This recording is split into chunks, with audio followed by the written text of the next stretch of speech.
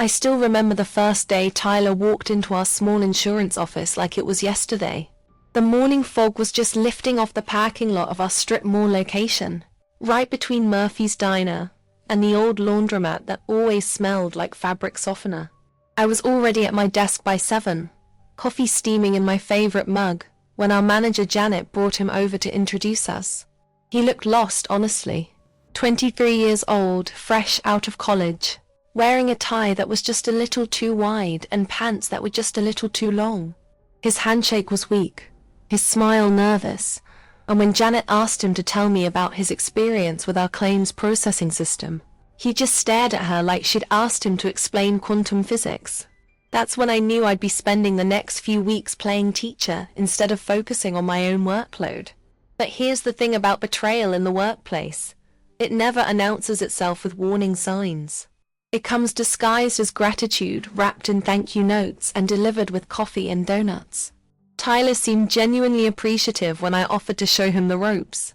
He pulled up a chair next to mine, notebook in hand, pen ready, asking questions about everything from how to log into the system to where the good vending machines were located. I remember thinking he reminded me of my younger brother, eager but overwhelmed, smart but inexperienced. Trust, I've learned, is like a muscle we overuse without realizing it until it's too late. The learning curve was steep for Tyler, but I took pride in being patient with him. I taught him how to format incident reports, how to speak with adjusters on the phone without sounding like a deer in headlights, even how to write professional emails that wouldn't get him laughed out of meetings. During lunch breaks, we'd walk across the parking lot to Murphy's Diner, where I'd explain the unwritten rules of office politics over greasy burgers and fries. I told him which clients were difficult, which adjusters were fair, and how to navigate the murky waters of corporate hierarchy. What I didn't realize was that I was essentially handing him a roadmap to my own professional demise, teaching him not just the technical skills but the emotional intelligence that had taken me years to develop. After his first month, Tyler started bringing me coffee every morning. Not just any coffee. He'd learned that I preferred the dark roast from the gas station down the street over the watery stuff from our office machine. He'd arrive 15 minutes early, 2 cups in hand, and we'd spend those quiet moments before the phone started ringing going over his cases for the day. Looking back, I think that's when I started to feel like a mentor rather than just a coworker. He'd say things like, "I don't know what I'd do without your help, and you're the reason I'm getting the hang of this." The gratitude seemed genuine, and honestly, it felt good to be needed, to be seen as essential to someone's success. There were moments when Tyler would mess up, and in the insurance business, mistakes can be costly. I remember one particularly bad week when he'd miscalculated a claim adjustment that could have cost our company thousands. Instead of throwing him under the bus, I stayed late that Tuesday, working through the paperwork to fix his error before anyone else noticed. I even covered for him during the morning meeting, explaining that we'd had some technical difficulties with the system. When he found out what I'd done, he brought me lunch from Murphy's, a turkey club sandwich and homemade pie, and wrote a note that said, "Thank you for believing in me when I didn't believe in myself."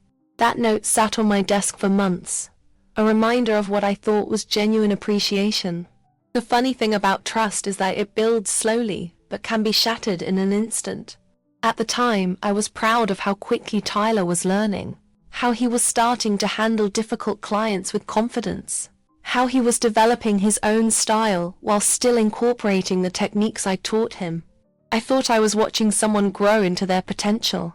What I didn't see was that I was teaching him not just how to do my job, but how to replace me entirely. The environment of our small office, with its fluorescent lights and motivational posters about teamwork, seemed to foster collaboration and mutual support. But beneath the surface, in the quiet spaces between friendly conversations and shared lunches, something else was taking root.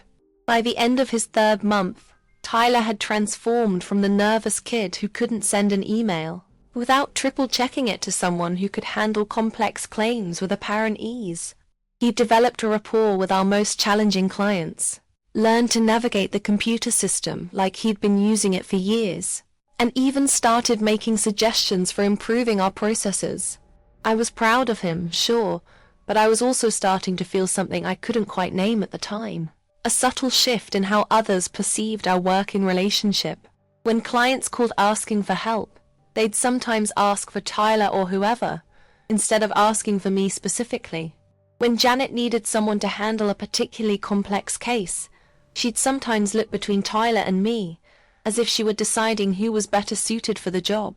The seeds of what would become a devastating betrayal were already being planted, but I was too busy being proud of my protege to notice the ground shifting beneath my feet. 6 months into Tyler's tenure, something shifted in the air around our office. It was subtle at first, like the way the fluorescent lights sometimes flickered before they burned out completely. I noticed it during our Monday morning team meetings, when Janet would glance over at Tyler with this look of barely contained excitement, as if she'd discovered a winning lottery ticket in an old coat pocket. The regional manager, Mr. Peterson, had started dropping by more frequently, always finding reasons to stop by Tyler's desk, asking about his cases, nodding approvingly at his responses. I'd been with the company for 8 years, and Peterson had maybe spoken to me a dozen times total. But Tyler? Tyler was getting FaceTime with the brass, and I was starting to understand that in the professional world, visibility is everything. The first real warning sign came during our quarterly review meeting. I'd been working on a comprehensive analysis of our claims processing efficiency for months, staying late to crunch numbers, developing new protocols that could save the company thousands. When I presented my findings, Janet listened politely, took notes, thanked me for my diligence. But when Tyler chimed in with a suggestion about streamlining our client communication process, a process I taught him from scratch, suddenly the room came alive. Peterson leaned forward, asked follow-up questions, wanted to know if Tyler had any other ideas about modernizing our operations. I watched from across the conference table as my protege fielded questions about concepts I'd spent years developing, speaking with the confidence of someone who'd been born understanding the insurance business. What really stung was how Tyler never once mentioned that these weren't originally his ideas. He'd taken my methods, my approaches, even my specific phrases, and presented them as if they'd emerged fully formed from his own brilliant mind. When Peterson asked about the inspiration behind the communication protocol, Tyler smiled and said, "I've been observing some inefficiencies in our current system and thought there might be a better way. Not my colleagues showed me, or I learned from working with the team. Just, I've been observing." The betrayal was so smooth, so natural that I almost questioned my own memory. Had I really been the one to develop these processes, or had Tyler somehow intuited them independently? The promotion came 3 weeks later. Not officially, of course. Our company was too small for formal advancement tracks. But Tyler was suddenly handling the high-profile cases, the ones that came with bonuses and recognition. He got moved to the desk by the window, the one that had been empty since our previous senior adjuster retired. His business cards were reprinted with Senior Claims Specialist under his name, while mine still reads simply Claims Processor. During our lunch break that day, I walked over to Murphy's Diner alone for the first time in months. Tyler was too busy with his new responsibilities to join me, he said. I sat in our usual booth, staring at the empty seat across from me, wondering when exactly I'd stopped being his mentor and started being his stepping stone. The clients began asking for Tyler by name. Mrs. Henderson, whose complex property damage claim I'd been managing for 6 months, called the office specifically requesting to speak with that bright young man who explained everything so clearly. The thing is, I'd been the one explaining everything to Tyler, who then explained it to Mrs. Henderson using my words, my techniques, my hard-earned expertise. But somehow, in the translation, I'd been edited out of the story entirely. It was like watching someone else get credit for your own thoughts, your own voice, your own professional identity. The frustration was maddening, but worse than that was the creeping realization that Tyler's success was somehow making me invisible. The breaking point came during a staff meeting in late October. Janet was discussing our year-end performance metrics when she looked directly at me and said, "You know, you should really try to learn from Tyler's approach. He's shown remarkable initiative and innovation in his first year." I felt my face burn with embarrassment and rage. Initiative, innovation. I'd been innovating for 8 years, but apparently it only counted when it came from Tyler's mouth. The other staff members nodded along, as if this assessment made perfect sense. In that moment, I realized that Tyler hadn't just learned my job. He'd learned how to perform it better than I ever could. Not because he was more skilled, but because he was young, male, and fresh-faced enough to make old ideas seem revolutionary. That night, I sat in my car in the parking lot after work, staring at the neon sign of Murphy's Diner flickering against the growing darkness. I thought about all the hours I'd spent teaching Tyler, all the mistakes I'd helped him avoid, all the confidence I'd helped him build. I'd created my own replacement, trained him so well that he no longer needed me, and somehow convinced everyone else that he'd been the teacher all along. The worst part wasn't the betrayal itself. It was the slow, dawning realization that I'd been so focused on being helpful, so committed to his success, that I'd forgotten to protect my own. In the quiet of that parking lot, with the smell of French fries and diesel exhaust mixing in the cool autumn air, I finally understood what it meant to be professionally betrayed. The knife wasn't sharp and sudden. It was dull and persistent, cutting away at your relevance one small slice at a time until you wake up one day and realize you're no longer essential to anyone's success, least of all your own. The corporate presentation was scheduled for the first Tuesday in December. I remember the date because I've been working weekends for 3 months straight, compiling data for what I thought would be our joint presentation on the new claims processing protocol. The conference room at the regional office smelled like burnt coffee and desperation, with its beige walls covered in motivational posters about teamwork and excellence. I'd arrived early, my portfolio stuffed with charts and analysis, my laptop loaded with the PowerPoint I'd spent countless hours perfecting. Tyler walked in just as I was setting up, carrying only a thin folder and wearing a smile that should have warned me something was wrong. But trust, even when it's been damaged, dies hard. I still believed we were in this together. When Mr. Peterson called the meeting to order, I reached for my materials, ready to walk through our collaborative findings. That's when Tyler stood up first, clearing his throat with the confidence of someone who'd been presenting to executives his entire career. "Before we begin," he said, "I'd like to share some insights I've developed about optimizing our current processes." My blood ran cold. Those weren't his insights. They were mine, developed through months of analysis, late nights spent cross-referencing claims data, and years of experience in the field. But as Tyler began his presentation, using my slides, my research, my exact words, I realized that he'd somehow gained access to everything I'd prepared. The betrayal wasn't just professional. It was personal, intimate, like having someone steal your diary and read it aloud as their own autobiography. The slides Tyler presented were mine, but with subtle modifications that made them appear to be his original work. Where I'd written, "Collaborative analysis suggests," he'd changed it to "My research indicates." Where I'd included team-based recommendations, he'd reframed them as individual initiatives. Every graph, every statistical breakdown, every carefully crafted conclusion that I developed was being delivered with Tyler's name attached. I sat there in stunned silence, watching 8 years of my professional expertise being repackaged and sold as the brilliant innovations of someone who'd been in the industry for barely a year. The worst part was how naturally he delivered it all, as if these ideas had genuinely originated in his mind, as if he'd never needed anyone else's guidance or knowledge to develop them. When Peterson asked about the methodology behind the analysis, Tyler didn't miss a beat. He explained the data collection process I taught him, the analytical frameworks I'd shared, even the specific software techniques I'd shown him during our lunch breaks at Murphy's Diner. But he explained them as if he discovered these approaches independently, as if his natural business acumen had led him to these solutions without any external input. The other executives in the room were nodding along, clearly impressed by what they saw as Tyler's initiative and innovation. I wanted to stand up, to interrupt, to claim credit for my own work, but the words stuck in my throat like sawdust. How do you prove ownership of ideas when the thief presents them so convincingly as his own?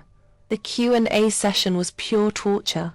Peterson and the other regional managers peppered Tyler with questions about implementation timelines, cost-benefit analyses, and potential challenges. Every answer Tyler gave was pulled directly from conversations we'd had, problems we'd solved together, solutions I'd developed through trial and error over the years.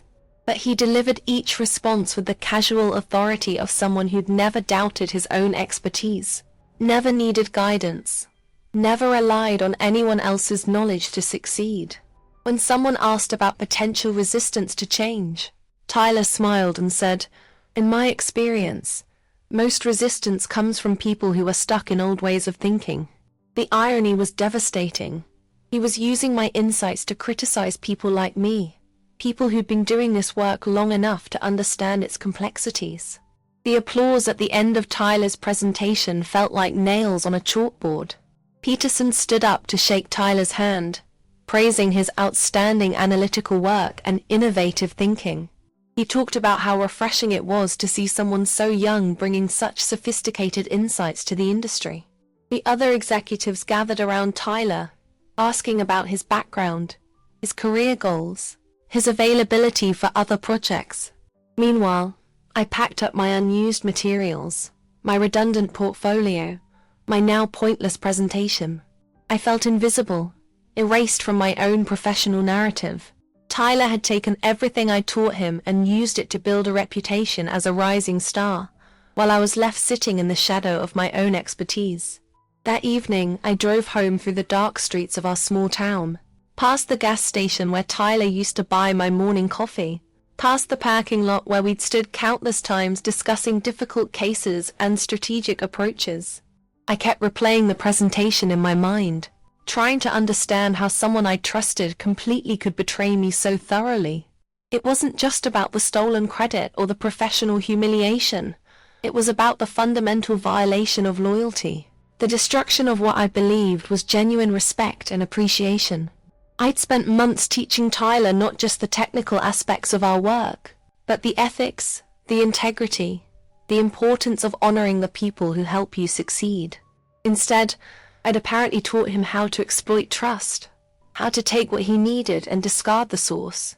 The learning was complete, but the student had become something I never intended to create. A professional predator wearing the mask of gratitude and friendship. The silence was the worst part. Not Tyler's betrayal. I'd come to expect that by now, but the deafening quiet from everyone else who witnessed it. Walking into the office the morning after the presentation felt like entering a crime scene, where everyone had agreed to pretend nothing had happened. Janet was at her desk, typing away as if the world hadn't shifted overnight. My co-workers were gathered around the coffee machine, discussing weekend plans and weather forecasts, studiously avoiding eye contact when I passed. It was as if Tyler's theft of my work had been so seamless, so complete, that questioning it would require admitting they'd all been complicit in their silence. The professional environment suddenly felt like a theater where everyone knew their roles except me. I was the only one who hadn't realized the play had changed. The first real confirmation of my new invisibility came during lunch that Friday.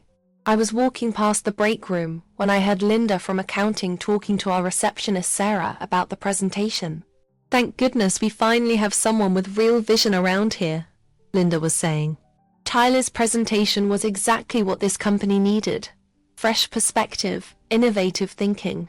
I stopped in the hallway, waiting for Sarah to mention that Tyler hadn't been with the company long enough to develop those insights independently, waiting for someone to acknowledge the obvious timeline problems with his supposed expertise. Instead, Sarah nodded enthusiastically and said, "I know, right? It's amazing how some people just have that natural business instinct." The betrayal wasn't just Tyler's anymore. It belonged to everyone who chose to believe the convenient fiction rather than acknowledge the uncomfortable truth. 2 weeks later, I found myself in the most surreal conversation of my career. Mr. Peterson had stopped by our office for what he called a routine check-in, but I could tell he had a specific agenda. He pulled me aside into the small conference room that smelled like marker fumes and stale donuts, closing the door with the kind of gravity usually reserved for serious disciplinary discussions.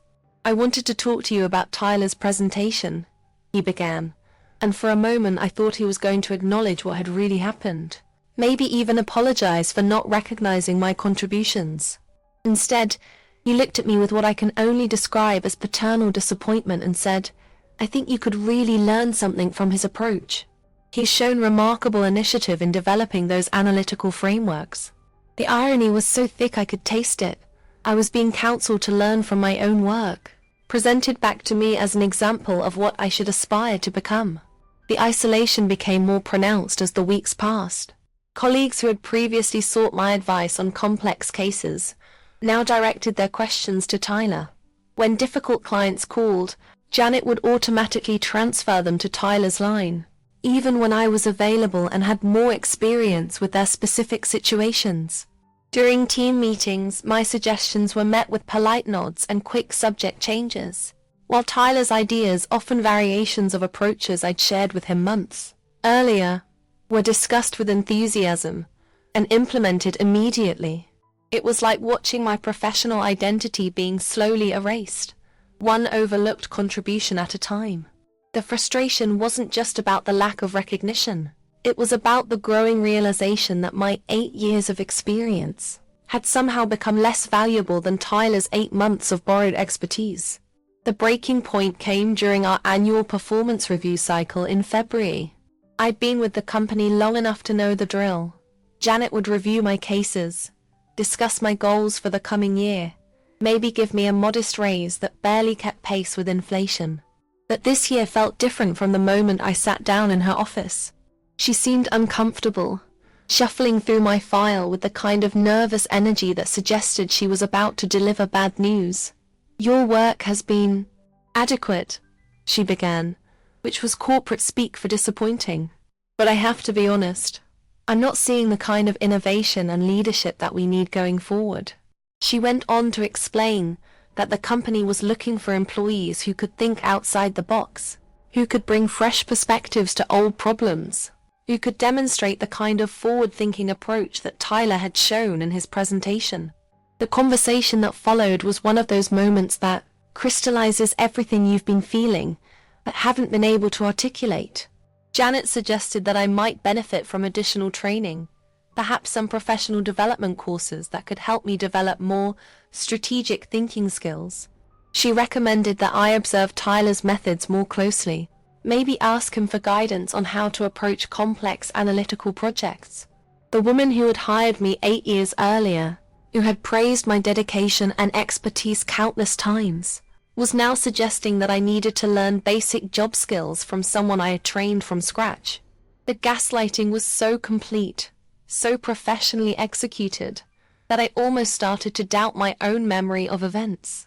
That night, I sat in my kitchen with a cup of tea growing cold in my hands, staring at the performance review Janet had given me to sign.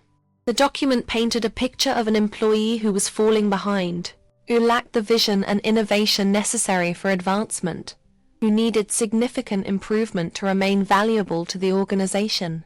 Reading it felt like looking at a funhouse mirror version of my professional self. Everything was distorted, familiar features twisted into something unrecognizable. I thought about all the late nights I'd spent fixing Tyler's mistakes, all the clients I'd saved from his inexperience, all the knowledge I'd shared that was now being used as evidence of his superiority. The most devastating part wasn't just that Tyler had stolen my work. It was that everyone else had decided his version of the story was more convenient to believe. In their minds, I hadn't been betrayed. I'd simply been outperformed by someone better suited for the job. The narrative was complete. The roles were assigned, and I was cast as the struggling veteran who couldn't keep up with the bright young talent.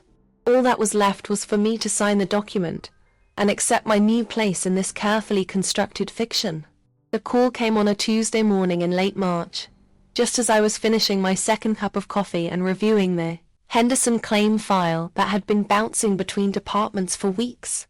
Janet's voice on the phone was unusually formal, stripped of the casual warmth that had characterized our working relationship for years. "Could you come to my office when you have a moment?" she asked, but the tone made it clear this wasn't really a request. I knew what was coming before I hung up the phone. You don't work in corporate America. For 8 years without learning to read the subtle signs of professional execution. The air in the hallway felt different as I walked to her office. Heavier somehow. Like the atmosphere before a thunderstorm that everyone can sense, that no one wants to acknowledge. Janet's office had been rearranged since my last visit. The motivational posters about teamwork had been replaced with charts showing quarterly performance metrics. And there was a new stack of business books on her desk with titles like Maximizing Human Resources and Strategic Workforce Planning. She wasn't alone. Sandra from HR was sitting in the corner chair, her laptop open and fingers poised over the keyboard like a court stenographer, preparing to document an execution. The setup was designed to feel official, impersonal, legally bulletproof. Janet gestured for me to sit in the chair facing her desk, the same chair where I'd received praise and recognition countless times before, now transformed into something that felt more like a defendant's seat in a corporate tribunal. "We need to discuss some organizational changes," Janet began, her voice carefully modulated to convey regret without admitting culpability. She had a folder in front of her. My folder, I realized, thick with 8 years of performance reviews, training records, and documentation of my contributions to the company. But somehow, the narrative those documents told had been rewritten in the months since Tyler's presentation. "As you know, we've been evaluating our operational efficiency and looking for ways to streamline our processes." The corporate euphemisms were coming fast now, each one designed to obscure the human reality of what was happening. Streamline meant eliminate. Operational efficiency meant cutting costs. Organizational changes meant I was being fired, but they'd never used that word directly. The speech that followed was a masterclass in professional gaslighting.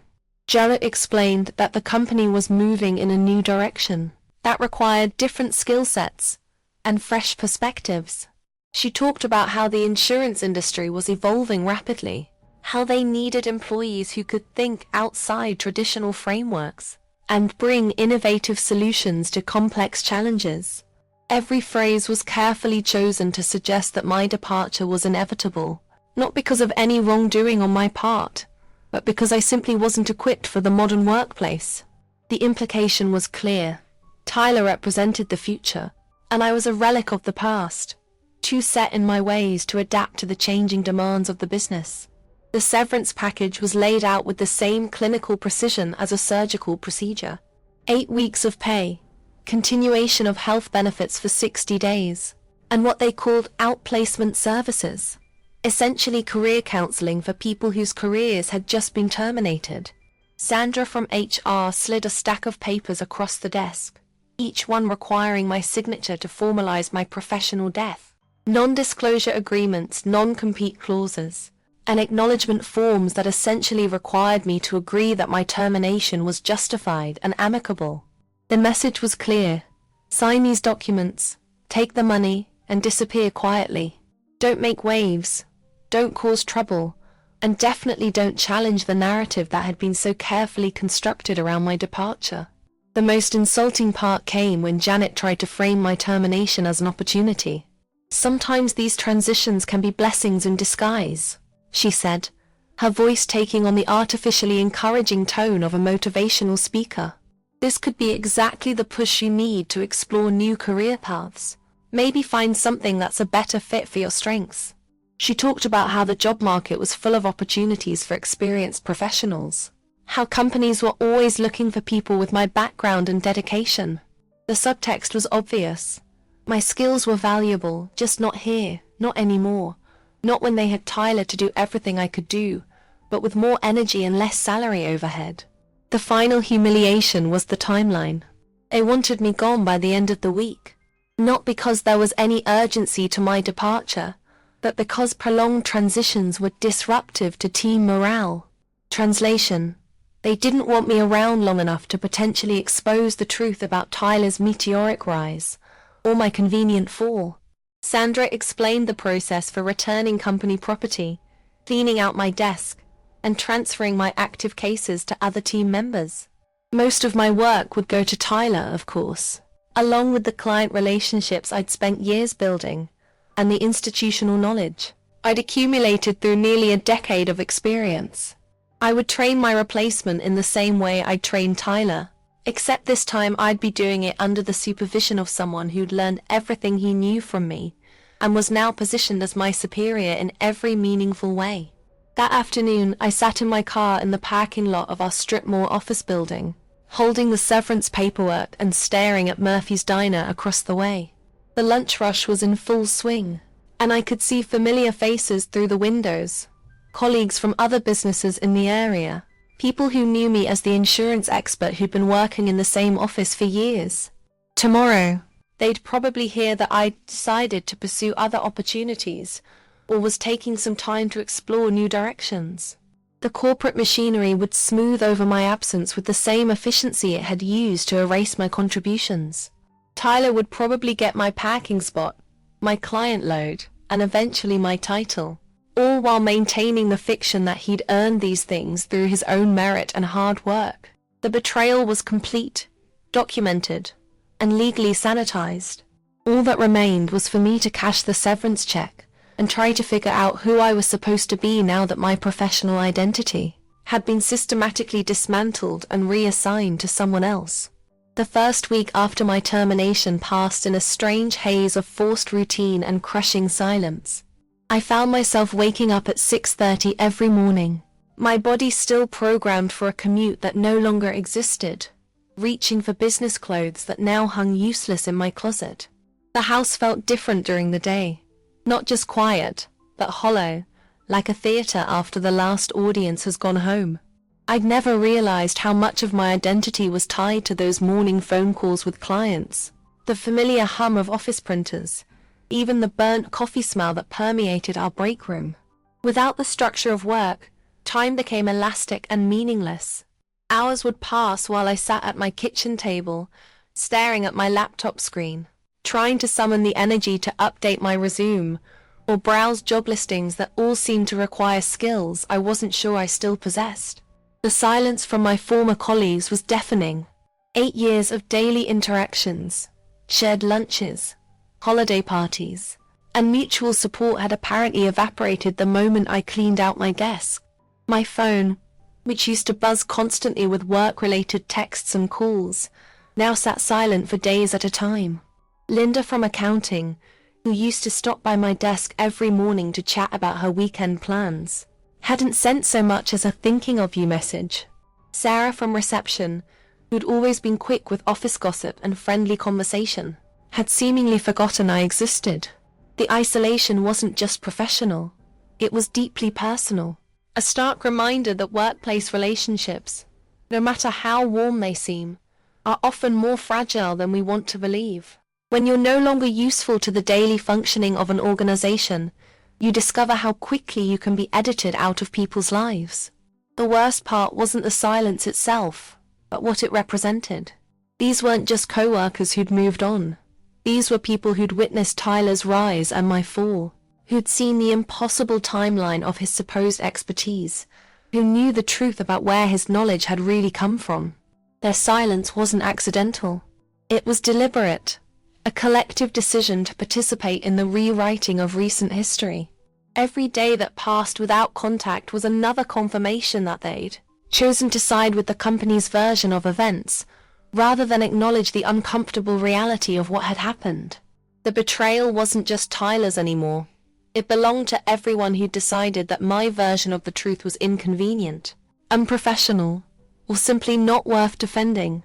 2 weeks into my unemployment, I made the mistake of driving past the office during lunch hour.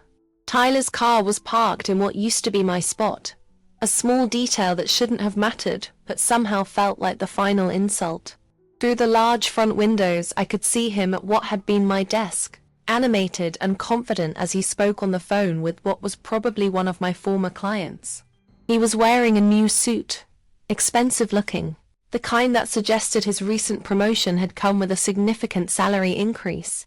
The sight of him thriving in the space I'd occupied for 8 years, using the relationships I'd built and the systems I'd helped create, was like watching someone else live your life with more success than you'd ever achieved.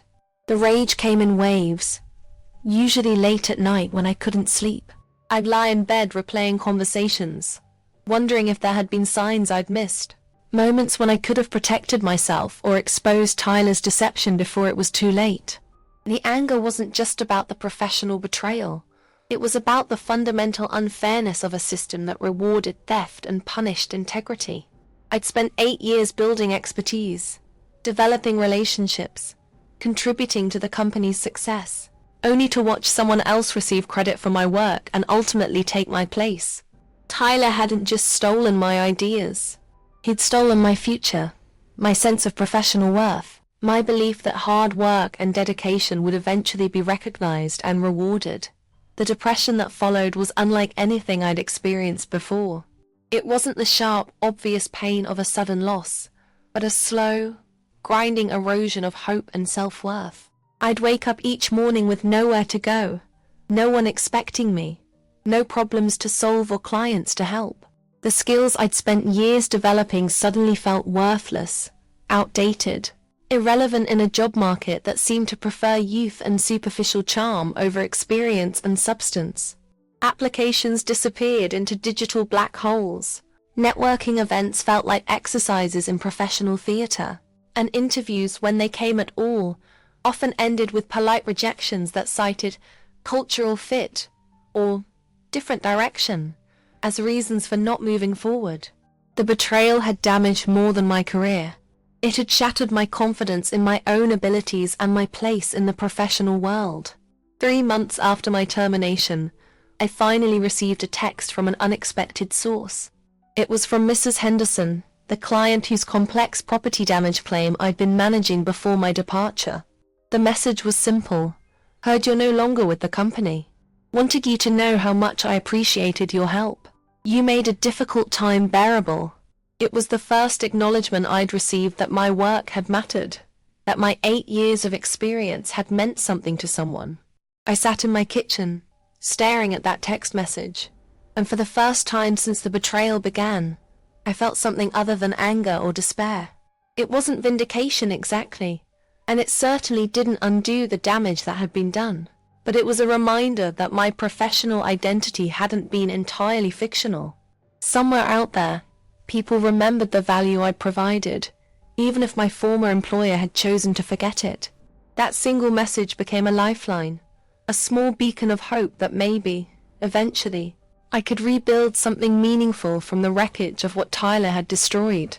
6 months have passed since I walked out of that office for the last time, carrying a cardboard box filled with 8 years of accumulated memories and a severance package that barely covered 2 months of mortgage payments.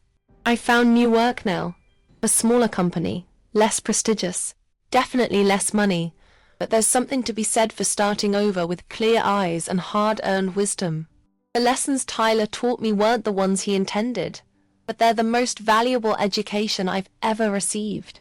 I learned that trust in the workplace isn't just risky. It can be professionally suicidal if you give it to the wrong person. I learned that loyalty is often a one-way street. That companies will choose youth and charisma over experience and integrity every single time. And that no amount of dedication can protect you when someone decides you're expendable. The biggest change in how I approach work now is the careful distance I maintain from colleagues who seem too eager to learn from me. When new employees join our team, I'm helpful but guarded, offering guidance without giving away the strategic insights that took me years to develop. I've stopped staying late to fix other people's mistakes, stopped volunteering for projects that will showcase someone else's talents, stopped believing that my hard work will automatically be recognized and rewarded.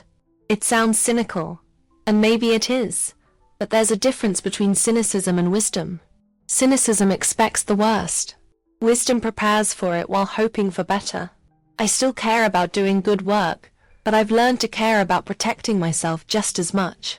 The most painful lesson has been about workplace relationships and the illusion of professional family. For years, I believed that the bonds I'd formed with colleagues were genuine friendships that would survive job changes and corporate restructuring. Tyler's betrayal taught me that workplace relationships, no matter how warm they feel, are fundamentally transactional. People are friendly because it makes the workday more pleasant, because it facilitates collaboration, because it serves their professional interests. When those interests change, when you're no longer useful, or when supporting you becomes inconvenient, those relationships can evaporate faster than morning dew. I'm not saying all workplace friendships are fake, but I've learned to distinguish between people who like working with me and people who would stand by me when working together is no longer an option. The hardest truth I've had to accept is about my own role in what happened. I spent months blaming Tyler for his betrayal, the company for their blindness, my colleagues for their silence. But eventually, I had to confront the uncomfortable reality that I'd enabled my own professional destruction. I'd been so focused on being helpful, so invested in Tyler's success, so committed to being seen as a generous mentor, that I'd ignored every warning sign along the way. I taught him everything he needed to know to replace me, then acted surprised when he did exactly that. The betrayal wasn't just his failing, it was mine too. The being naive enough to believe that goodness would be rewarded with goodness, that loyalty would be met with loyalty, that playing by the rules of decency and fairness would somehow protect me in a game where those rules clearly didn't apply. I still love the work itself, analyzing claims, solving complex problems, helping people navigate difficult situations, but I love it differently now. There's less innocence in my passion, more awareness of the political realities that surround every professional interaction. I've learned to document my contributions more carefully, to copy myself on important emails, to make sure my fingerprints are clearly visible on projects that matter. It shouldn't be necessary to protect yourself from the people you're trying to help, but necessity rarely aligns with what should be. The insurance industry is still full of people who need genuine expertise and ethical guidance. But now I provide those things with better boundaries and clearer expectations about what I'm willing to give and what I expect in return. The anger has mostly faded, replaced by something that feels more like acceptance. Tyler didn't destroy my career out of malice. He did it out of ambition, opportunism, and the kind of moral flexibility that corporate America often rewards. He saw an opportunity to advance himself using my knowledge and expertise, and he took it without considering the human cost of his actions. In a system that prioritizes results over relationships, innovation over integrity, his behavior wasn't just predictable, it was practically inevitable. I can't change what happened, but I can control how I respond to it, and how I protect myself from similar betrayals in the future. What I tell someone facing a similar situation is this: trust your instincts when something feels wrong, even if you can't articulate exactly what it is. Protect your expertise like the valuable asset it is. Share enough to be helpful, but not so much that you become replaceable. Remember that loyalty is earned through consistent actions over time, not granted automatically because someone seems grateful or friendly. And most importantly, understand that workplace betrayal isn't a reflection of your worth as a person or a professional. It's a reflection of systems that often reward the wrong behaviors and the people willing to exploit those systems.